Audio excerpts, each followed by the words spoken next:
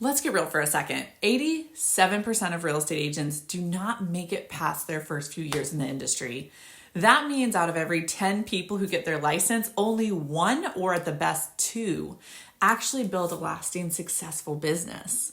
So why do most agents fail? It's not because they're not smart or not capable. It's because they fall into the same traps over and over again that so many agents do. But here's the good news. You don't have to be one of them. I'm Laurie Plyler, CEO of Keller Williams in Fort Mill here in the Charlotte area, and I've helped hundreds of agents not just survive, but thrive in this business. And in today's video, I'm going to break down exactly why most realtors fail and how you can be part of that 13% who succeed for the long haul. So let's dive in. Are you ready? Here we go. The first thing we need to talk about, the top reasons why 87% of agents fail.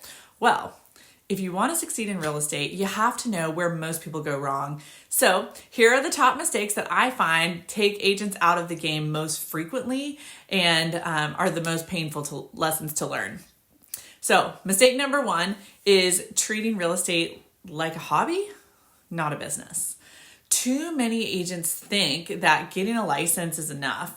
And newsflash, it is not. This is a business. This is a business. You got your license, that means you started a business. And the fact is that if you don't treat it like one, it will never ever pay you like a business. That's the mistake that so many people make, is that they think that they're going to make money almost on accident just because they have a license. And what I found to be so true is that you get out of this business what you put into it. If you want it to pay you like a business, you got to treat it like one.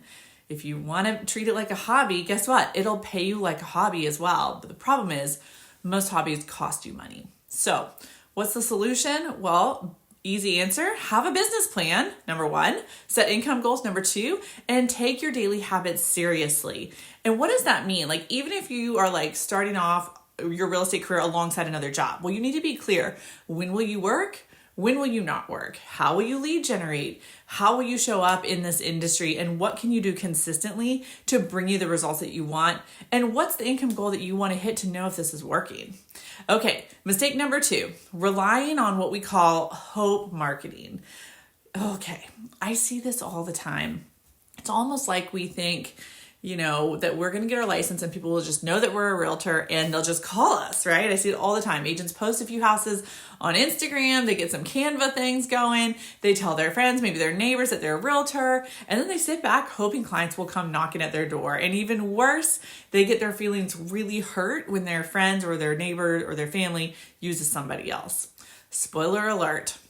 That's just not how this works. Not even a little bit. According to the latest NAR stats, NAR, which by the way stands for National Association of Realtors, the average person in America knows 9 realtors. They went on to further find in their data and research that when somebody gets ready to hire an agent, they typically hire one. They only interview one or at the very most 2 out of the 9 that they know on average. In order for you to be that one person that people think of and call when they have a real estate need, or the top 2, you absolutely must, in all caps, be top of mind. In order to be top of mind, data says that people need to hear from you in some way, shape, or form every 15 to 21 days. Now, that's not easy. That sounds like a lot of manual labor, but don't worry. We'll talk about more about that specific strategy and how you can do that with ease in a future video. So stay tuned. Okay, so generally, what's the solution? Well, you've got to proactively generate leads every day through networking, social media, and strategic marketing. Okay, mistake number 3. Are you ready? Avoiding sales and lead generation. And look, I get it. Sales can feel scary. Have any of y'all gotten your license or been thinking about getting your license, but you have the vision of the used car salesman in your mind that you don't want to be? I get it. But here's the facts. Real estate is a relationship business. If you're not talking to people, you're not making money. I would go even further to say that in my experience, it's like the most relationshipy business ever. If you're not talking to people, you're not making money. Repeat after me, write that down, highlight it. The more you build strong relationships, the better your business will do. What's the solution to help you navigate that? You've got to find lead generation strategies that feel natural to you. So think about like whether it's social media, events, referrals, or community involvement. Find things that you enjoy doing so that you can do them over and over and over again. Okay, mistake number 4. Lack of follow-up. Ooh, y'all, I get so excited about this one because, I'm so passionate. Here's what I want you to, like, if you were going to write one thing down, highlight it, and remember about mistake number 4 that 87% of agents make. They don't remember that the fortune is in the follow-up. Let that become your mantra. The fortune's in the follow-up. The fortune's in the follow-up.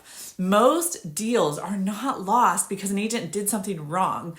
They're lost because they never followed up to get the business in the first place. We kind of touched on this a minute ago when I said people need to hear from you every 15 to 21 days. People, in addition to that, need to hear from you multiple times before they make a move, before they're ready to get into business with you. Story time for you to go along with that. So if you don't know, my husband was in the real estate industry before I was, and in his first year, he earned over $100K in GCI. Basically, primarily and almost exclusively as a result of doing open houses well. So it was his bread and butter. And when I joined, as you can imagine, we partnered up in business. This was one of our core strategies together as well because I saw it work for him and I was dedicated to that. So every open house is different. Sometimes you meet a ton of great potential clients. Sometimes you don't. It's totally a numbers game. More on a future video on that. But however, one client we met at an open house, backstory, they were in from out of town. They were exploring the area and they were visiting multiple open houses all weekend. AKA they're probably going to meet a lot of different agents and have a lot of information. And then they were going to fly home. Josh made a really strong connection with them when they were at his open house. And of course, they gave him their contact info, said they'd love to stay in touch. And when they left and flew back to the West Coast after that, we implemented our follow-up plan. So I plugged them into our follow-up system, which involved a variety of things, notifying them when houses with their criteria hit the market, sharing valuable things to know about the local community, and then of course, friendly follow-up through text or phone call on a relatively frequent basis to offer to do things like FaceTime tours, agent previews while they're out of town. They really didn't apply to much. Honestly, I don't even know if they responded to any of those messages or efforts, but we stayed consistent with our system regardless. 3 months later, from the time we met them at that open house, the husband actually replied to one of our reach outs and said, "I'm so glad you reached out. We're getting ready to fly back out there and make an offer on a home or find the one that we want. We've been deciding between working with you or with another agent that we met. And you've done such a good job staying in touch. We feel like you're the agent for us." They flew in. They bought a home with us and ultimately ended up becoming really great lifelong friends with us and the husband became a real estate agent as well themselves and is partnered with working with us now. Wow. So much positive came from that whole interaction. And what I want you to hear is what I said at the beginning. The fortune is in the follow-up. Did they respond to every touch or little effort that we did to stay in touch? Absolutely not. But we continue to follow up anyways, which will help us to stay top of mind when they're ready to make a solution. Easy little solution you can jot down for this that we'll talk about in the future. Use a CRM. And create a follow-up system that keeps you top of mind. A lot of that can be automated, so you're not having to think about it. And by the way, do not just offer real estate related value only. I want you to think about how do you show up as true value, a true expert about your community and your town, like the mayor of your town to people beyond just knowing about real estate. More about that in a future video. Okay, mistake number 5, and then we're going to move on to the next piece of this video. So hang with me. No mentorship or coaching. What's the fastest way to fail? In my opinion, trying to figure out everything on your own is one of the fastest ways to fail. It's like trying to make up a cake recipe when you already have the cake recipe. You just need to look at it and follow the cake recipe. The agents who succeed quickest get plugged into a community, a mentor, or a coach. One reason why I think that is so effective is because it shortens your learning curve and you get to learn from other people and move forward faster, basically essentially standing on their shoulders. Easy solution for that. Make sure you join a brokerage that supports you. Find a great mentor who has experience in the business, who's living the life in the business that you want, and never stop learning. Okay, let's move on to part 2 of this video. How we talked about how to not be the 87% that fail. So let's talk about that 13%. How can you make sure that you are the 13% within that 13% of agents who succeed? That's super important. So let's talk about it. Number 1 is mindset shift. So much of success is going to be found in your mindset. And that's not just in real estate. That's honestly like in every type of business, but it's so true that your mindset creates your reality. So think like a business owner, even if you just started your business. You're not an employee. You are a business owner. I want you to think about creating daily habits that drive revenue, like lead generation, marketing, and follow-up.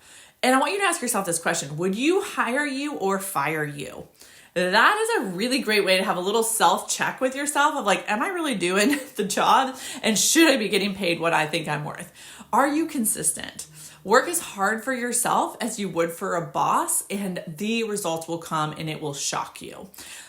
The lead generation plan to help you with this is have at least 3 ways to generate leads consistently, whether it's social media, open houses, or networking. Stick with it. You don't have to be good at everything.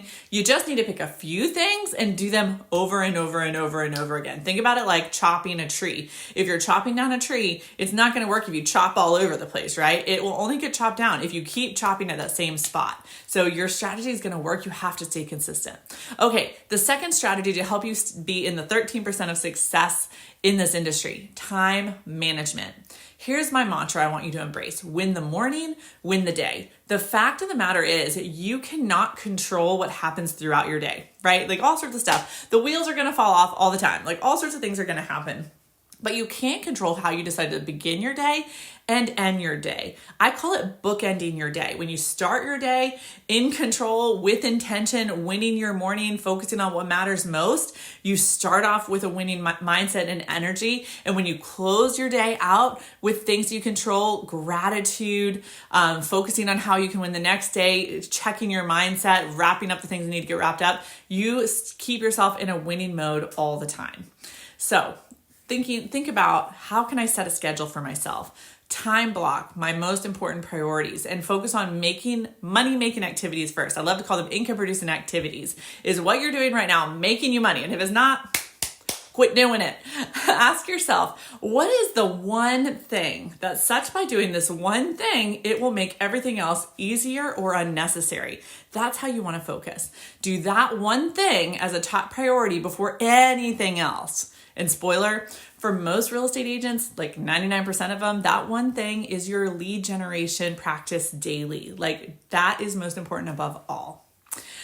Okay, number 3, surround yourself with the right people. Oh my goodness, I cannot talk about this enough. It gets me so fired up. It is so important to be mindful of. Join a brokerage that supports you and surround yourself with high achievers. Have you ever heard the statement, it's a psychological fact, that you become like the people you hang around? It is just true. Success is contagious and so is mediocrity. Which one do you want to be? I'm sure you don't want to be mediocre. It matters that you're a part of an office where people are winning and where those people are not just winning, but want to be collaborative and in community with others. Success leaves clues. So learn from those who've already built what you want, and you'll get there that much faster and smoother and have a lot more fun in the process. Okay, so there you have it. 87% of agents fail, but you won't be one of them. Why? Because now you know the mistakes to avoid and the habits to build and implement into your life and business. The question is that I want to know, will you take action? I hope so. Drop a comment below. Tell me, which of these mistakes have you seen in the industry? Or if you're a newer agent, which success habit are you committing to first? Which one are you most excited to implement or hit home with you the most? And don't forget to hit like and subscribe so you don't miss next week's video on how to scale from 6 to 7 figures as a realtor. Until then, go take action, build that dream business, and go crush your week.